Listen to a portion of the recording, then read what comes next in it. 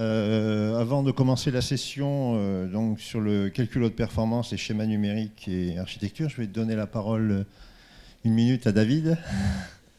Oui, bonjour à tous, merci beaucoup. J'ai juste une petite annonce à faire parce qu'on est en train de préparer une dépêche AEF en fait sur le sujet. Antoine voulait l'annoncer lui-même, mais je pense que vu les circonstances, c'est moi qui vais le faire.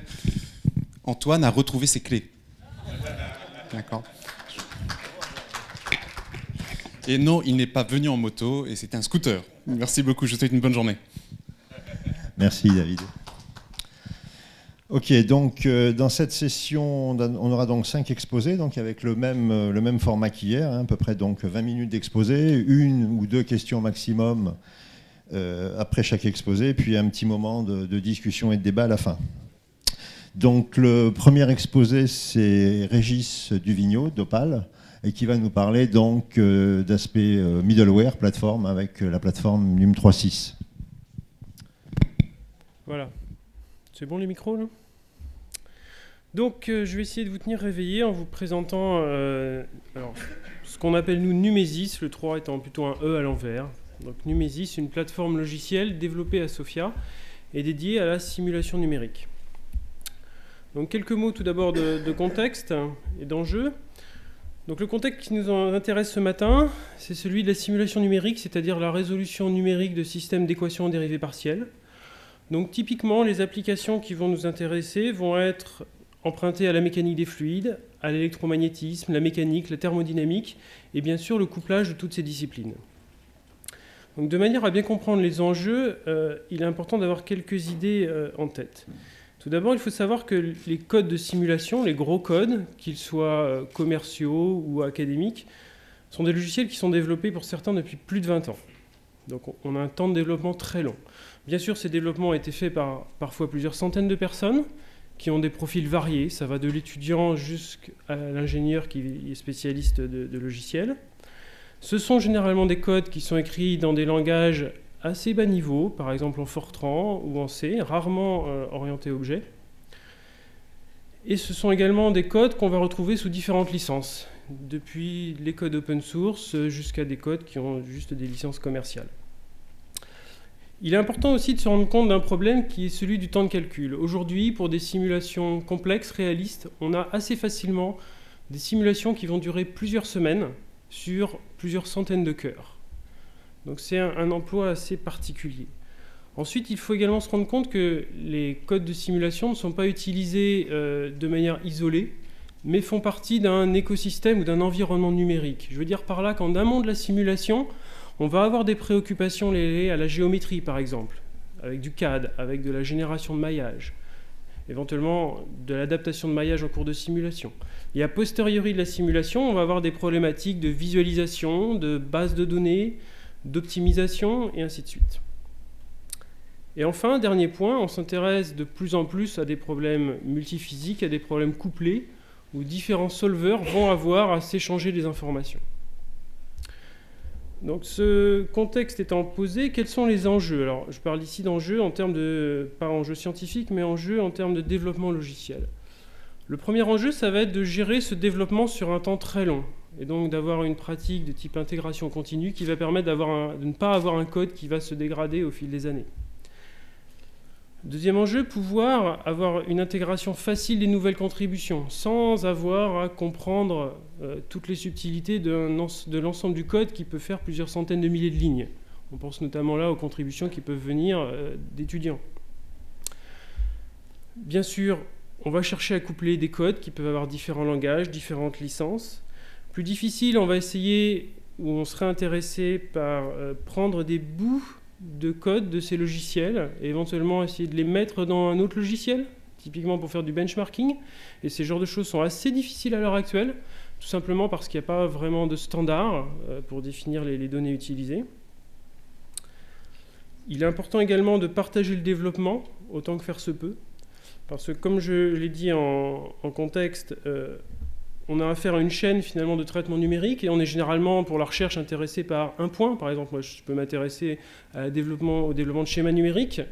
Donc je ne m'y connais pas tellement en maillage, mais j'aimerais bien pouvoir bénéficier des travaux des spécialistes en maillage. Donc il faut être capable de partager au maximum les développements sans tout refaire. Autre point important aujourd'hui pour avoir des applications d'envergure, c'est le calcul parallèle. Pouvoir facilement déployer les applications sur des architectures parallèles sans forcément en être spécialiste. Et bien sûr, la contrainte du temps de calcul pour les applications importantes. Donc, bon, ça c'est une liste qui n'est certainement pas exhaustive, mais ce qui est clair, c'est que les gros codes actuels, qui ont été architecturés plutôt dans les années 80, sont monolithiques, vous pensez à des codes souvent Fortran, qui ne s'adaptent pas bien à toutes ces contraintes et à tous ces objectifs. Et donc, on a essayé de développer cette nouvelle plateforme logicielle, Numesis, pour essayer de surmonter ces difficultés en utilisant une architecture logicielle plus moderne. Donc, je vais maintenant présenter le logiciel. Alors, tout d'abord, un peu sur le temporel. Donc, les développements ont commencé en 2010 avec une première ADT, un ingénieur confirmé qui a permis, donc Thibaut Klosko, qui a permis de faire des choix d'architecture, de faire un certain nombre de preuves de concept sur des choses dont je reviendrai après, système de plugins, programmation visuelle, interactive. Et les développements ont principalement été faits dans l'équipe Opal avec une application à l'aérodynamique. Ensuite, il y a eu une seconde ADT avec 2 ingénieurs jeunes diplômés qui ont, pour la première personne, enrichi les modèles physiques en s'intéressant aux problèmes de trafic, donc toujours dans l'équipe Opal, et au sein de l'équipe Nachos sur les problèmes d'électromagnétisme avec les équations de Maxwell. Une seconde ingénieure, elle, s'est occupée plus aux aspects fonctionnalités logicielles, avec un système d'échange de fichiers, tests unitaires, documentation, site web, etc. Et donc à la rentrée, là en septembre, on va avoir une nouvelle ADT qui va commencer. Alors les 2 premières ADT, j'en étais le responsable scientifique. Sur cette nouvelle ADT, ce sera Stéphane Lantéry, responsable de l'équipe Nachos. Et donc une première partie de l'ADT va se focaliser sur les aspects HPC. Donc ça se fera notamment dans le cadre de l'action d'envergure CSE à Texa. Et un second ingénieur, lui, va continuer à enrichir la palette de modèles en intégrant des développements de l'équipe Lemon, qui concerne l'environnement côtier, et en faisant des passerelles vers d'autres plateformes logicielles développées à Software, notamment à Axel, qui est une plateforme de géométrie algébrique. Alors, comment est architecturée cette plateforme? On sépare 2 mondes, le monde plugin et le monde plateforme. Sur la partie plateforme en elle-même, on a tout d'abord un cœur, qui va contenir l'ensemble des objets décrivant les méthodes numériques utilisées. Donc ça va décrire les maillages, les champs, les éléments finis, les cellules de contrôle. Alors je ne vais pas rentrer trop dans les détails, mais disons que c'est la partie numérique. Et à ce cœur va être associées différentes librairies qui, elles, contiennent les modèles physiques, donc équation de Maxwell, équation de trafic, équation de Navier-Stokes et ainsi de suite. Et donc vont être ciblées ou restreintes à une discipline donnée. Et on a également un certain nombre de librairies plus génériques de programmation visuelle, interface graphique, calcul linéaire, calcul distribué, qui viennent à côté. Alors, dans cette partie plateforme, on a principalement des abstractions, c'est-à-dire qu'on n'a pas d'implémentation des objets, donc elle est en C++, j'ai oublié de le dire, mais donc on a essentiellement des abstractions, donc on va établir le cahier des charges de ce que doit être un maillage, un champ, un élément fini. Et toute la science, toute la partie vraiment contribution scientifique va être dans les plugins dans lesquels vont être définies les implémentations. Donc un plugin, j'entends par plugin un bout de code qui va être chargé dynamiquement à l'exécution. Différents plugins correspondant à la même abstraction sont bien sûr interchangeables. Ces plugins peuvent être écrits dans différents langages ou avoir leur propre licence différente de la licence de la plateforme, ce qui donne beaucoup de flexibilité. Alors à noter que cette image ne représente pas vraiment le poids respectif des 2 parties, puisque la plateforme compte à peu près à l'heure actuelle 400 000 lignes et les plugins un peu plus de 500 000, et c'est la partie qui croît le plus à l'heure actuelle, vu que c'est la partie qui contient les contributions scientifiques. Alors pour le temps qui me reste, je vais me focaliser sur quelques fonctionnalités qui ne sont pas tellement usuelles dans le domaine de la simulation numérique. La première fonctionnalité, c'est celle de programmation visuelle. On a souhaité introduire un outil de programmation visuelle de manière à faciliter des contributions de personnes qui ne sont pas expertes en codage, par exemple des gens qui vont être plus mathématiciens, faciliter le prototypage, le déploiement et le couplage de code. Alors, je vais vous présenter une petite vidéo qui montre les choses un peu plus précisément. Alors, je ne vais pas tout montrer parce que je ne vais pas avoir le temps. Voilà, donc quand on ouvre Numesis, on a une sorte d'interface comme ça, et là je vais ouvrir ce que j'appelle une composition, c'est-à-dire un programme visuel. Voilà, donc le programme visuel se présente comme ça. Donc on a un certain nombre de boîtes qui sont reliées de manière à créer un workflow, c'est-à-dire le scénario de ma simulation. Donc derrière chaque boîte se cache une abstraction du cœur et une implémentation sous forme de plugin. Ces boîtes peuvent être des données, des processus, des vues. Donc dans l'exemple qui est là, en fait, on va définir un certain nombre de données, ici en local. On va avoir un nœud spécifique ici qui va correspondre à un transfert vers une machine distante, un cluster, sur lequel va se faire une simulation et on va récupérer en local des résultats de simulation. Alors la première étape, ça va être de faire le déploiement. Donc on a un système de client-serveur associé à Numezis qui permet de se connecter à une machine distante, ici le cluster de Sophia. Donc on se connecte au cluster, on voit la charge du cluster actuel et on va demander à réserver un certain nombre de nœuds. Donc là, c'est un petit exemple simple, enfin là, c'est 4 cœurs. Et on va associer une partie de la simulation à ces moyens de calcul. Voilà. Une fois que ceci est défini, on va faire Run. Et donc la simulation va se lancer. Des données vont être générées ici en amont, puis envoyées à distance sur la machine pour faire la simulation. Alors là, je rentre dans le nœud. Et en fait, on a d'autres nœuds donc, qui vont prendre en charge les échanges de réseau. Et alors, je vais aller un peu plus vite. Ah, excusez-moi, voilà, j'ai dérapé. Et donc, voilà. Et donc, voici en fait, tout au fond, le workflow de la simulation qui va être réalisé sur le cluster. Donc, on voit que c'est plus gros, ça compte une bonne centaine de nœuds. Et in fine, on récupère en local, ensuite, le résultat de simulation. Donc là, j'avais pris 4 cœurs, j'ai fait 4 simulations sur des profils d'ailes différents. Et on peut les visualiser. Donc cette petite vidéo illustre d'une part l'outil de programmation visuelle et la facilité avec laquelle on peut se déployer sur une architecture parallèle. Alors c'est bien sûr un exemple extrêmement simple, mais on a fait des calculs parallèles de plus grande échelle, typiquement avec des maillages de plusieurs dizaines de millions de points sur quelques centaines de cœurs. Alors, deuxième fonctionnalité concerne le calcul et la visualisation interactive. Généralement, dans le contexte qui nous intéresse ici, on lance un calcul qui va durer quelques minutes, quelques heures ou quelques jours, et une fois qu'il a fini, on récupère le résultat et on regarde ce qui s'est passé. Donc on a souhaité casser un peu ce schéma en visualisant les calculs au fur et à mesure qu'ils se font et en pouvant interagir avec ces calculs, de manière à avoir un meilleur suivi de la simulation et d'utiliser l'outil numérique un peu comme un expérimentateur utiliserait un matériel comme une soufflerie, par exemple. Alors, je vais vous montrer un exemple. Alors voilà la composition, donc le programme visuel qui nous intéresse. Alors, il est un petit peu long à se lancer. Alors ça concerne une simulation, encore une fois en mécanique des fluides, parce que c'est mon domaine. On a de l'air qui rentre dans une tuyère à régime supersonique par la gauche. Et donc on a un problème qui évolue en temps, et là ce qu'on va visualiser, c'est l'évolution du champ de pression au cours du temps. Dans la simulation actuelle, on a défini une avancée en temps relativement faible. Et donc la première interaction qu'on va vouloir faire, c'est changer ce paramètre numérique qui est le paramètre d'avancée en temps.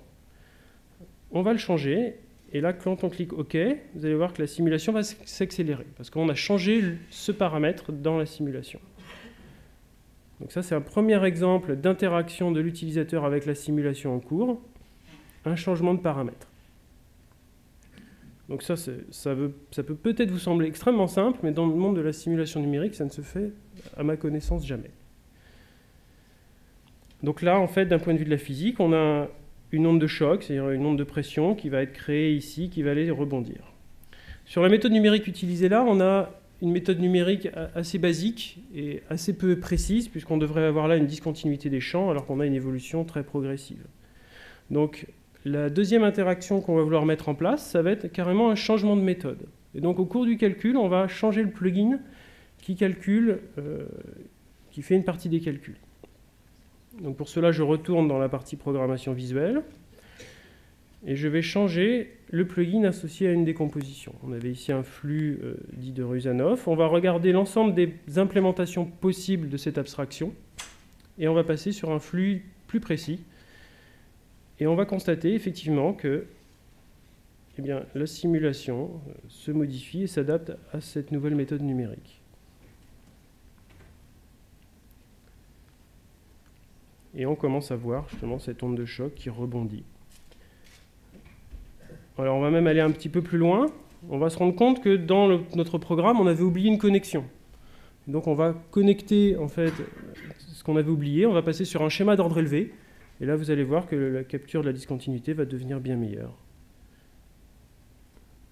Et donc vous voyez que l'utilisateur va pouvoir jouer avec son outil de simulation. Alors bien sûr, c'est quelque chose qu'on va utiliser en phase de développement, en phase de test. On ne va pas faire ça sur un calcul qui dure 2 mois. Bien entendu. Mais l'expérience montre que ça peut être tout à fait intéressant comme outil. Alors on peut aussi changer les conditions physiques. Par exemple, là je vais changer ma condition d'entrée, c'est-à-dire ma condition limite de mon équation de dérivée partielle. Je vais supposer que l'écoulement en amont ralentit. Et donc voilà, je fais ralentir l'écoulement en amont, et si je vais un peu plus loin, on va pouvoir constater le changement qui se produit dans l'écoulement. Donc bien sûr, ce ne sont pas des calculs temps réel, hein, puisque là on en est très très loin. C'est juste un calcul pour lequel l'utilisateur interagit. Alors ça, c'est un exemple simple. On a fait des exemples de taille plus importante, où notamment la visualisation était faite dans l'espace immersif de SOFIA, et le calcul était fait de manière interactive sur le cluster. Donc l'utilisateur pouvait interagir avec la visualisation pour voir ce qu'il avait envie en cours de calcul, mais également changer les paramètres du calcul en cours. Donc là, c'était une simulation d'accident dans ITER, et donc l'utilisateur faisait apparaître des trous qui créaient des entrées d'air dans le tokamak. Et pour finir, dernière fonctionnalité qu'on a mis en place, c'est une fonctionnalité qui va faciliter les échanges de fichiers. On a appelé ça le store, parce que c'est directement inspiré de ce que vous avez sur vos smartphones pour télécharger les applications. Donc l'idée, c'est de pouvoir facilement échanger les compositions, les programmes visuels, les plugins, les datas, aussi bien sous forme binaire que sous forme de source, avec différentes licences. Et l'idée est bien sûr de favoriser les échanges. Donc on a inclus à Numesis un onglet spécial qui va faire que l'on se connecte à un serveur sur lequel vont être disponibles différentes choses, des programmes visuels, des plugins. Donc là, on en a la liste. On voit par qui ont été faites ces contributions et on va pouvoir les télécharger. Donc là, j'ai une petite description de ce que fait ce programme visuel. Je le télécharge et là, je l'ai récupéré en local et je peux l'exécuter.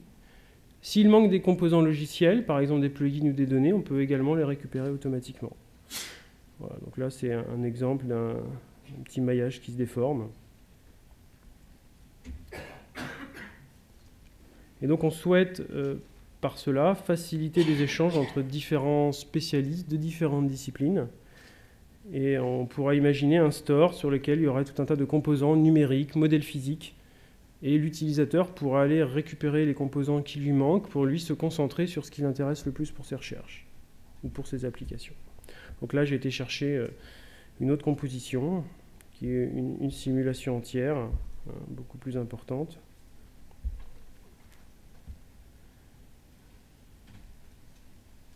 Et donc, quand on l'exécute, eh bien, on va visualiser le calcul.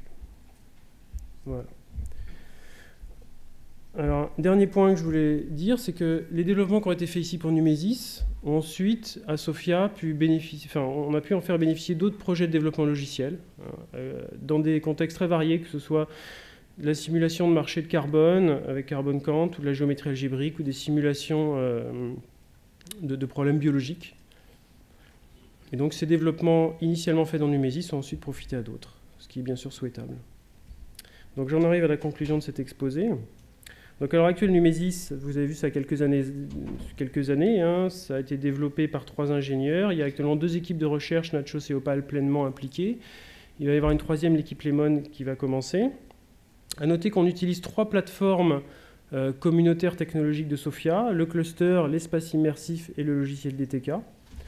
Et on a commencé à sortir un peu de SOFIA en mettant en place des collaborations avec INRIA de Chile et en faisant un certain nombre d'expériences avec d'autres équipes de Bordeaux ou de Rocancourt. Alors pour l'avenir, ce qu'on souhaite faire, c'est aller au-delà de la preuve de concept que je vous ai montrée, pour obtenir une plateforme qui soit pleinement opérationnelle, à la fois pour la recherche académique dans les équipes et également alimenter des collaborations industrielles. Ce qui passe, d'après nous, par 2 points. D'abord, élargir la communauté d'utilisateurs à de nouvelles équipes. Et on espère que le store va nous permettre de créer ces échanges faciles. Et ensuite, améliorer les fonctionnalités HPC. Et ça sera ça, notamment à travers l'action d'envergure que coordonne Stéphane. Voilà, je vous remercie. Si vous êtes intéressé, n'hésitez pas à aller voir le site web ou à contacter l'équipe de développeurs. Merci.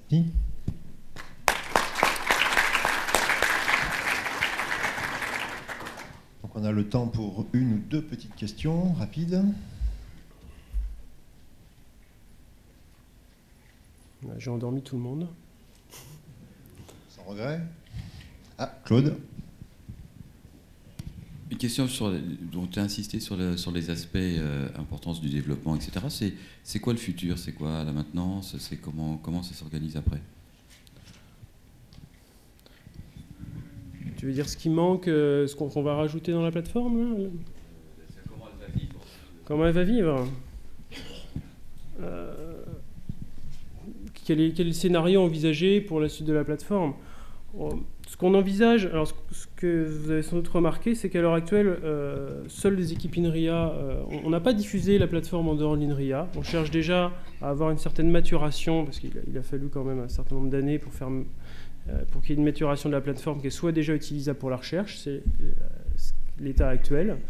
Et on va continuer à essayer déjà de regrouper au sein de l'INRIA un certain nombre d'équipes développant cette plateforme et créer déjà une communauté d'utilisateurs autour. Et ensuite, il viendra effectivement, sans doute j'espère dans les quelques années qui viennent, une diffusion en dehors de l'INRIA auprès des partenaires académiques et éventuellement, pourquoi pas, d'autres partenaires industriels.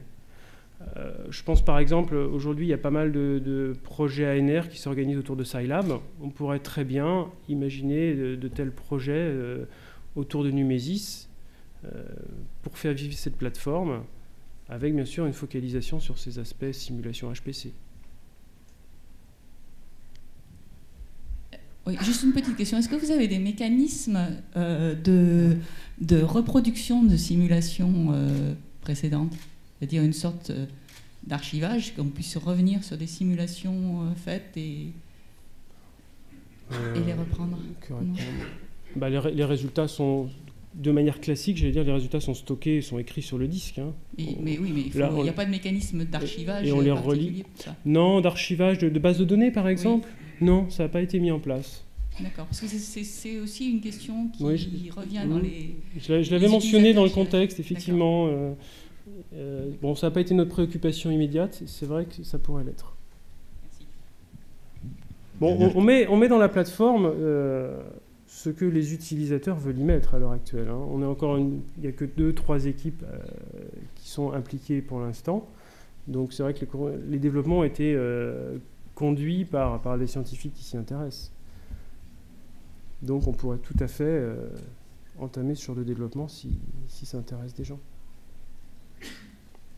Une dernière question, Luc. Oui, merci. Je trouve que cette idée d'avoir une base commune avec des plugins est très intéressante. Par contre, ça pose une sorte de défi en termes de génie logiciel qui est de s'assurer de la correction des plugins, de leur interfaçage correct avec la plateforme et surtout de l'interfaçage correct des plugins entre eux qui doivent éventuellement interagir sur différents aspects d'une simulation. Tant que vous êtes en quelque sorte très proche des personnes qui développent les plugins, le problème est peut-être masqué, mais dès que vous allez sortir de ce cadre très familial, le problème va se poser de manière cruciale. C'est complètement vrai.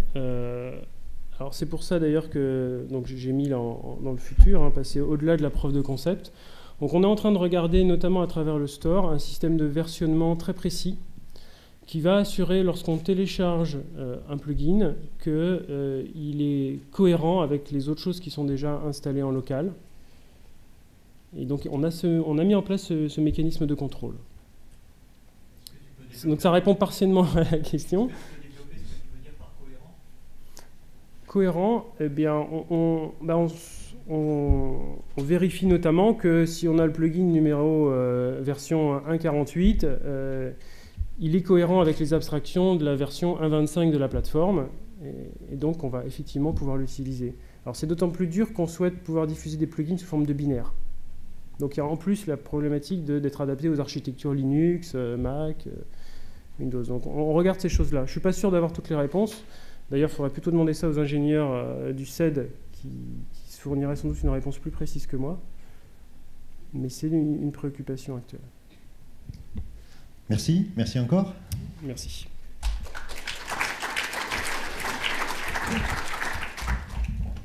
Donc vous n'oubliez pas de mettre toutes vos remarques sur le notepad, comme c'est indiqué à gauche.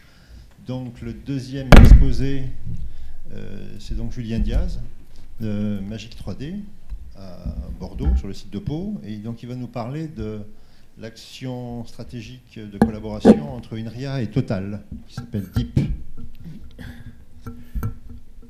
J'aurais réussi à brancher l'ordinateur.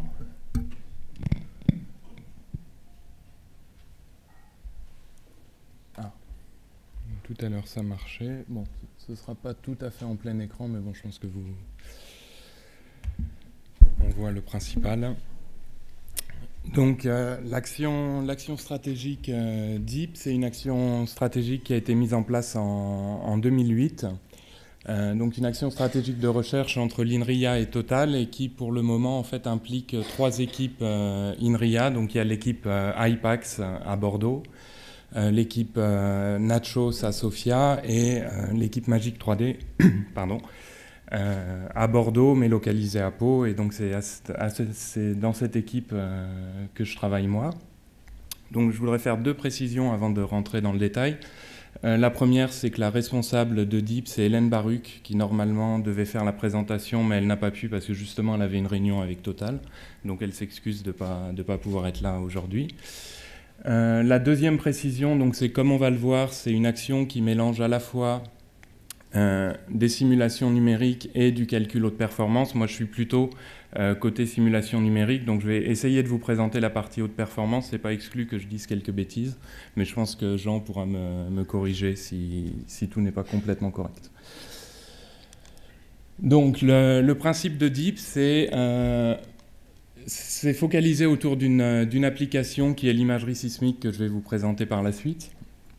Donc il y a eu un accord entre Total et l'INRIA sur un travail de recherche commun sur l'imagerie sismique. Cette mise en œuvre se fait par le partenariat entre les différentes équipes INRIA que je vous ai présentées, mais ça c'est pas fermé, c'est-à-dire qu'il est tout à fait possible que d'autres équipes INRIA rejoignent DEEP au fur et à mesure. Et la façon dont cela est mis en œuvre, c'est principalement dans le cadre de thèses, de post-doc et également avec des contrats ingénieurs.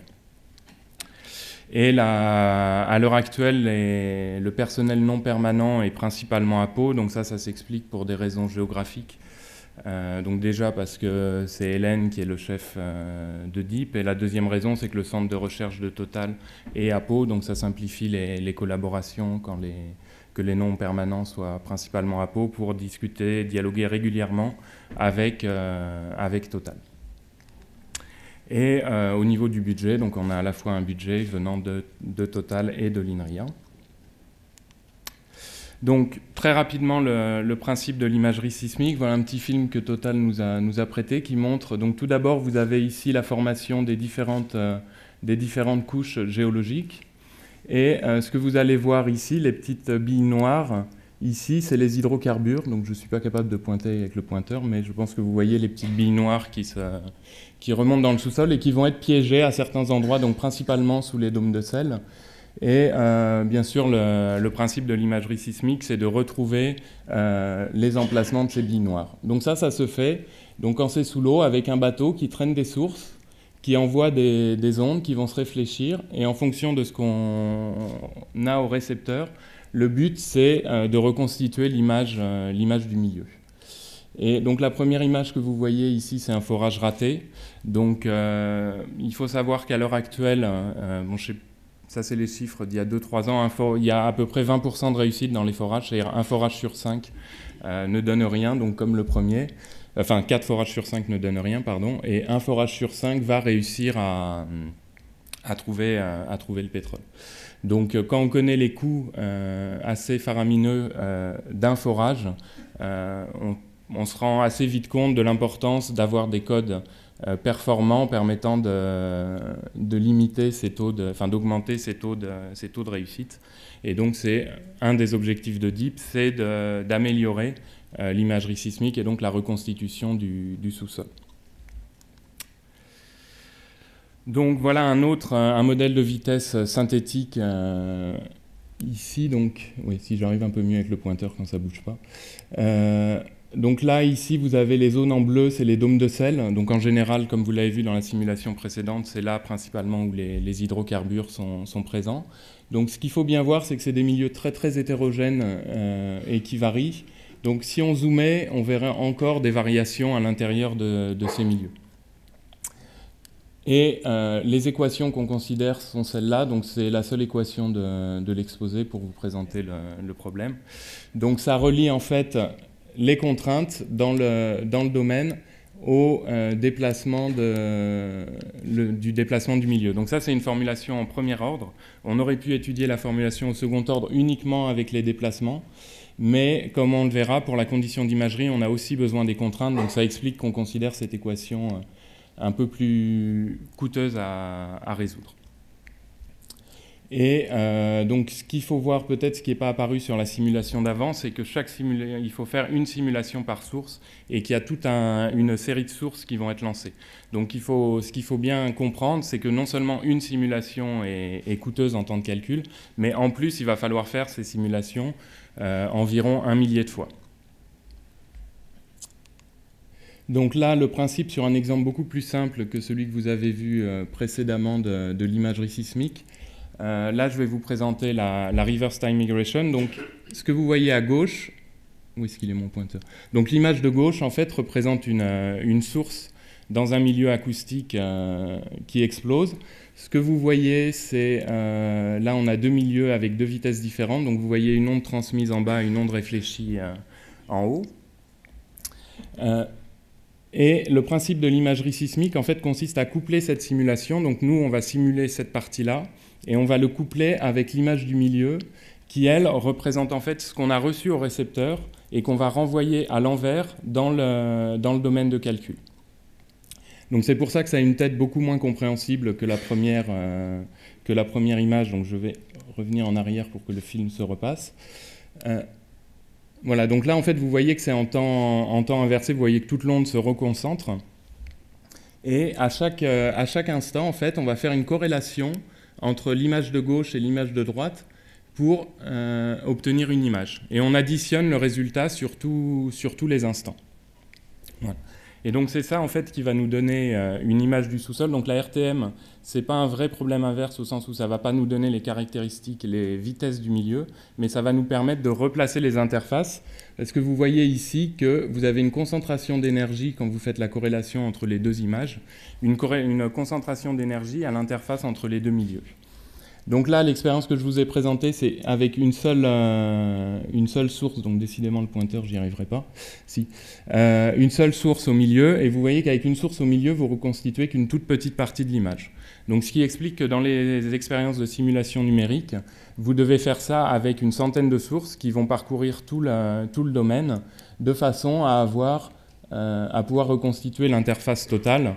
Et bien sûr, ça c'est juste avec deux couches. Il faut imaginer en fait que le milieu qu'on image, c'est le milieu que vous avez vu précédemment avec une centaine d'interfaces éventuellement. Et là c'est également un problème 2D. Nous, ce qui nous intéresse dans les cas réalistes, ce sont les simulations en 3 dimensions. Donc, ce qu'il faut retenir, c'est que cette RTM, elle va nous demander de résoudre plusieurs milliers de fois des équations d'onde. Et donc, ça va être très intensif au niveau informatique. Et donc, les simulations, l'analyse numérique ne va pas suffire à elle seule, qu'il va falloir coupler nos algorithmes à des algorithmes de calcul de haute performance, de manière à pouvoir avoir un résultat très rapidement. Donc, comme je vous l'ai dit, DEEP a été créé en 2008. C'était à l'origine une proposition écrite par Hélène Baruch et Henri Calandra de Total.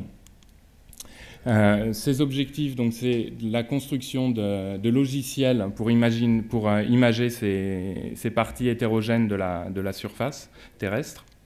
Et parmi tout ça, ce dont on a besoin comme compétence, c'est la modélisation. Alors la modélisation, pour quelle raison? Simplement parce que la première équation que je vous ai montrée, c'est vraiment une simplification du problème. Ce vers quoi il va falloir tendre à un moment, c'est vers les milieux poreux. Donc pour les milieux poreux, il va falloir encore complexifier les équations que je vous ai montrées. Il faut également de la modélisation pour les milieux hétérogènes, parce que là, si on résout juste l'équation que je vous ai montrée en prenant x fortement variable, on va devoir mailler énormément. Et ça, au niveau coût de calcul, c'est pas possible. Donc il faut être capable de mettre au point des modèles qui permettent de simuler les milieux fortement hétérogènes. Et évidemment, le troisième besoin, c'est un parallélisme très efficace. Et donc, pour pouvoir répondre à tous ces besoins, une des solutions qui a été trouvée, c'était donc de regrouper différentes équipes INRIA ayant les compétences citées ci-dessus. Et donc c'est ça qui a donné lieu à la création de DEEP. Donc les besoins que je vous ai montrés, ce ne sont pas les seuls. Il y a d'autres difficultés, comme par exemple le maillage, parce que quand on va faire de la RTM, qu'on va reconstituer les interfaces, on va peut-être se rendre compte que les interfaces n'étaient pas exactement à l'endroit où on les avait imaginées. Donc il va falloir relancer la simulation, et pour ça, il va falloir refaire un maillage. Et donc ça également, il faut imaginer qu'on va devoir le faire de nombreuses fois. Donc on a des difficultés qui sont liées au maillage. Donc pour l'instant, on n'a pas encore d'équipe dans DEEP sur le maillage. Donc la modélisation des ondes en milieu très hétérogène. Il faut être capable de résoudre des systèmes de très grande taille. Donc ça concerne à la fois les systèmes linéaires, ça c'est pour l'équation de Helmholtz, et être capable de faire des produits matrices vecteurs de très grande taille, ça c'est pour l'équation des ondes en temporel. Il faut également du stockage, parce que comme vous l'avez vu sur la RTM, on a besoin de stocker à la fois l'image de propagation et l'image de rétropropagation. Donc il faut être capable de mettre au point des algorithmes qui vont permettre de calculer la condition d'imagerie avec le minimum de données, donc minimisant le stockage. Et bien sûr, il faut arriver à optimiser tout ça dans un cadre HPC. Donc parmi tous ces objectifs, ceux qu'on a retenus pour l'instant, c'est les modèles précis pour la simulation des ondes dans les milieux complexes, le développement de schémas numériques adaptés. Donc par schéma numérique adapté, je veux dire qu'il soit suffisamment précis, sans amener de coûts de calcul trop élevés, et il faut également qu'il soit adapté à un cadre HPC. C'est-à-dire que toutes les méthodes numériques qu'on propose doivent être au début pensées pour être mise en œuvre dans un cadre haute performance. Donc le développement de solvers rapides et précis et donc toujours le efficient parallélisme qui revient. Et notre dernier objectif, donc, c'est de trouver ces algorithmes qui permettent de relâcher, de libérer de la mémoire. Donc au niveau du high performance computing, donc je pense que là ce que je vais dire, il y a beaucoup de monde qui connaissent ce problème. Vous avez en gros, donc c'est un schéma, donc évidemment ça simplifie, mais on peut distinguer 3 niveaux de mise en œuvre. Le premier niveau sont les logiciels prototypes qu'on peut lancer sur un ordinateur personnel ou sur une petite plateforme de calcul sur des cas tests académiques. Le deuxième niveau sont les logiciels qui commencent à être optimisés et suffisamment optimisés en tout cas pour être lancés sur des plateformes un peu plus grandes, donc comme par exemple Plafrim à l'INRIA Bordeaux ou les mésocentres. Nous on utilise beaucoup le mésocentre aquitain. Là c'est pour des simulations, des grosses simulations 2D et des petits cas 3D. Et vous avez le dernier niveau qui est le niveau logiciel industriel, qui là peut être lancé sur des plateformes très, très importantes. Alors, le premier niveau, le premier niveau, c'est relativement simple à mettre en œuvre. C'est-à-dire, si vous avez un ordinateur, vous avez une méthode numérique, vous pouvez la tester relativement simplement. Bon, relativement est toujours discutable. Le troisième niveau, ça, une fois qu'une méthode est vraiment testée et prometteuse, il n'y a aucun problème. Enfin, l'industrie va la prendre en œuvre et va la passer dans le cadre industriel. Le gros problème, en fait, c'est d'atteindre ce deuxième niveau. Donc ça, Jean Virieux appelait ça la dead zone, c'est-à-dire que c'est la partie où il faut des financements, il faut des moyens quand même pour pouvoir s'attaquer à ça. Et c'est relativement rare d'avoir des industriels qui vont vous financer pour vous attaquer à ce deuxième niveau. C'est-à-dire que eux, en général, ce que les industriels attendent, c'est des choses qui sont assez prometteuses pour être mises en œuvre sur des logiciels industriels.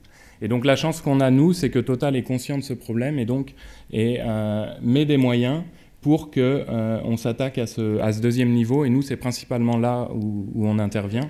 Et la deuxième chance qu'on a, c'est d'avoir, par exemple, l'AFRIM à l'INRIA Bordeaux, qui nous permet de faire des tests, qui est géré dont le responsable est Olivier Coulot, qui va parler juste après moi. Voilà. Et donc, je vais maintenant me concentrer très rapidement pour vous donner 2 applications HPC. Donc, je vais pas m'étendre sur les parties simulation numérique. Donc, le premier du sujet HPC sur lequel je voulais parler, c'est la programmation par tâche. Donc, juste pour vous expliquer comment une simulation se passe pour calculer une simulation d'onde, à chaque pas de temps, on va calculer les vitesses par la première équation que vous avez vue tout à l'heure. Donc ça, comme on est en temporel, c'est un produit matrice vecteur. Ensuite, évidemment, comme on est sur plusieurs processeurs, il faut communiquer ces valeurs. Ensuite, une fois qu'on a communiqué ces valeurs, on calcule les contraintes et on communique les contraintes aux autres processeurs. Et on refait ça jusqu'à la fin de la simulation. Et l'un des gros problèmes auxquels on est confronté, et auxquels certainement la plupart d'entre vous sont confrontés, c'est que l'optimisation du code, bien sûr, dépend du schéma numérique que vous utilisez, mais également de l'architecture. C'est-à-dire que vous allez pouvoir vous lancer sur optimiser à fond votre code sur une architecture donnée. Quand vous allez changer d'architecture, il y a plein de choses qui vont devoir être faites. Et il y a même certaines optimisations que vous avez faites qui peuvent être néfastes sur une autre architecture, donc qui peuvent dégrader les performances que vous avez. Donc pour essayer de se relâcher de cette contrainte, on a essayé de travailler avec des librairies dites task programming, donc comme Parsec et StarPU, qui en fait vont gérer les optimisations à un niveau plus haut. Et elles vont également, donc ça j'en ai pas parlé, c'est le couplage CPU-GPU, elles vont également être capables de déterminer quelle partie lancer sur un GPU et quelle partie lancer sur un CPU. Donc ça c'est l'objet d'une collaboration entre IPAX et Magic 3D, et ça nous a donné l'occasion également d'avoir une collaboration avec Georges Bozilka de l'Université du Tennessee. Le deuxième aspect HPC, ça concerne les solvers hybrides. Donc ça, c'est pour résoudre l'équation de Helmholtz, qui est un grand système linéaire à inverser. Et donc là, quand je parle d'hybride, je parle d'hybride à 2 niveaux. C'est-à-dire à la fois au niveau de la méthodologie, c'est-à-dire qu'on va coupler des solvers directs et itératifs avec une stratégie basée sur des décompositions de domaines. Pourquoi ? Parce que les solvers directs sont très robustes, mais ont une consommation de mémoire très importante, qui fait qu'on ne peut pas envisager de les utiliser sur des cas 3D.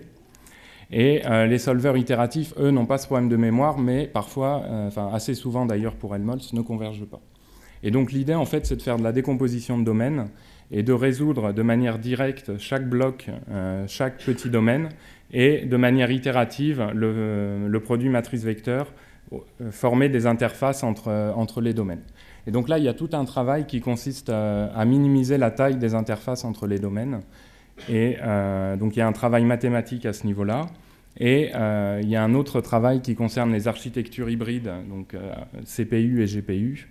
Et là, donc c'est là où je ne veux pas dire de bêtises, mais a priori, l'idée c'est à nouveau d'utiliser les librairies de StarPU et Parsec pour pouvoir efficacement mélanger CPU et GPU.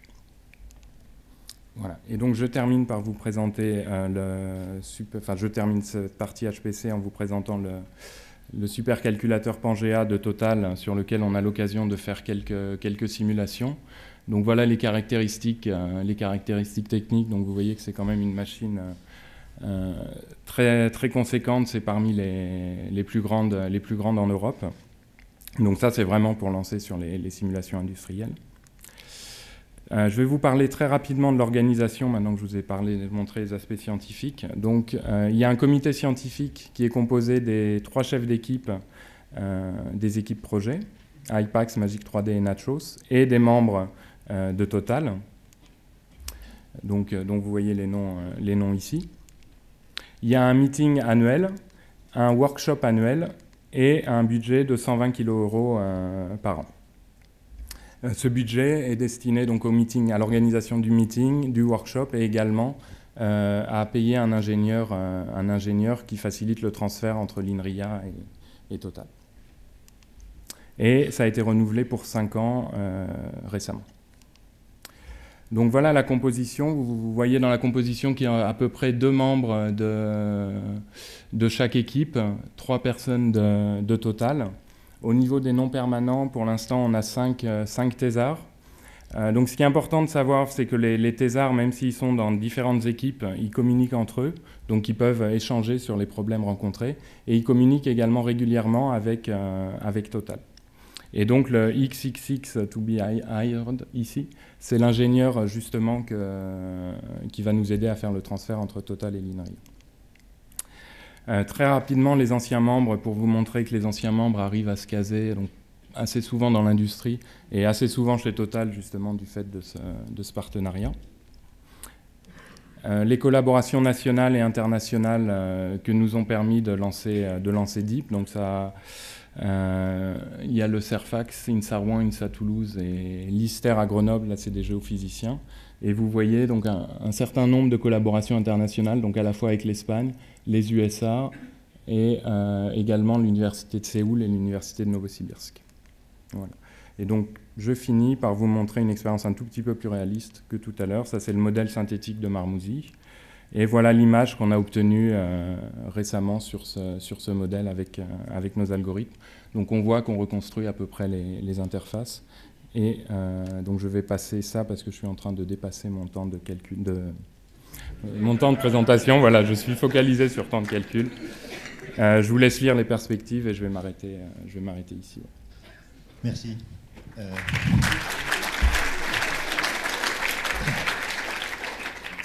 Donc vous avez le droit à une question pour pas qu'on dérive trop, parce qu'il y a encore 3 exposés derrière. On en reposera à la fin, bien sûr. Donc, qui veut la question? Thierry. Bonjour, donc vous avez une machine avec 100 000 cœurs. Le nombre moyen de cœurs pour les applications qui sont en production, ce genre de machine, vous avez une idée? Alors, en fait, il est possible, les applications qu'on a peuvent les utiliser tous les cœurs, mais parce qu'il y a un niveau de parallélisme que je n'ai pas évoqué, c'est-à-dire quand je vous ai dit qu'on lançait sur plusieurs sources, ces sources sont quand même indépendantes. Donc ce qui se passe, c'est qu'il y a un premier parallélisme qui va découper, et par contre la réponse pour une source, je vais vous dire une bêtise, donc je préfère pas le dire. Mais on peut utiliser tous les cœurs. Merci.